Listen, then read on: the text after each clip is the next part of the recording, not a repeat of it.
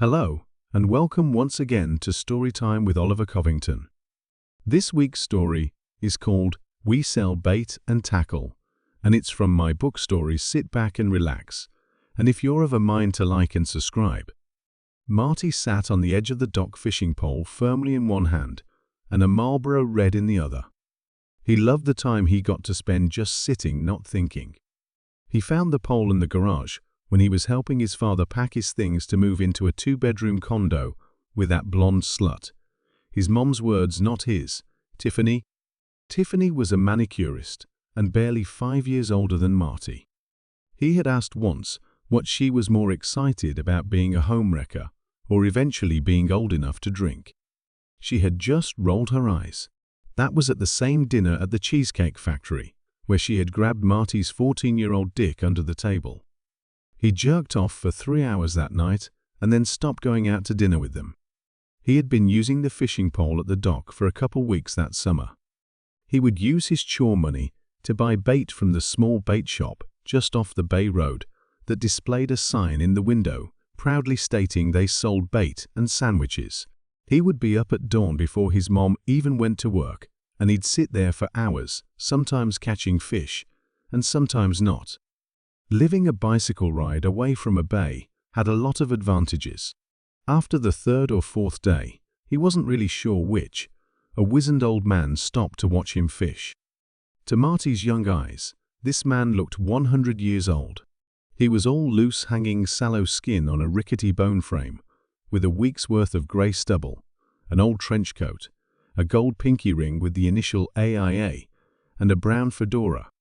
At first, he'd just watched Marty fish, and on a particularly hot day, he finally spoke to him on a gravelly voice that sounded like it was swimming in a sea of phlegm.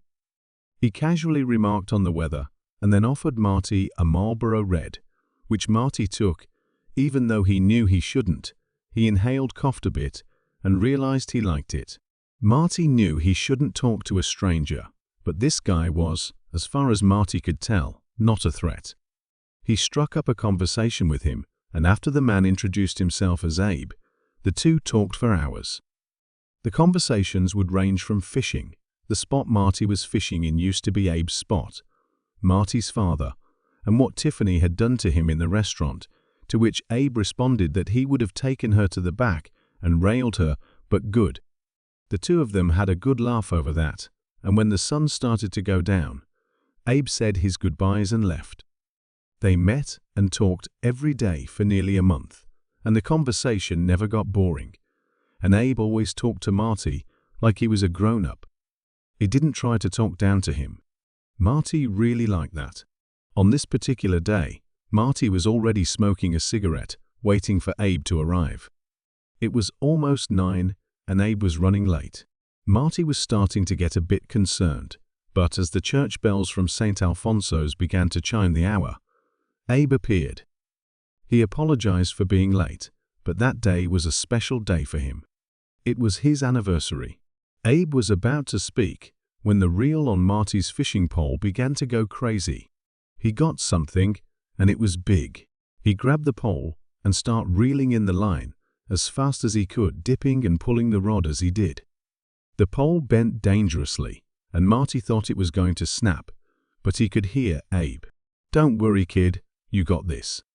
Marty reeled and reeled as fast as he could, and when the church bells finished sounding the hour and the dark shape from under the murky waters of the bay started to surface, Abe simply said, "See you around, kid," and vanished.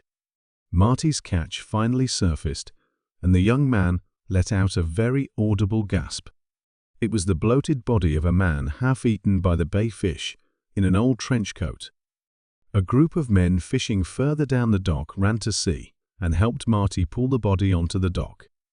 Its feet were encased in a metal washtub filled with cement, and on its pinky was a gold ring with the initial A.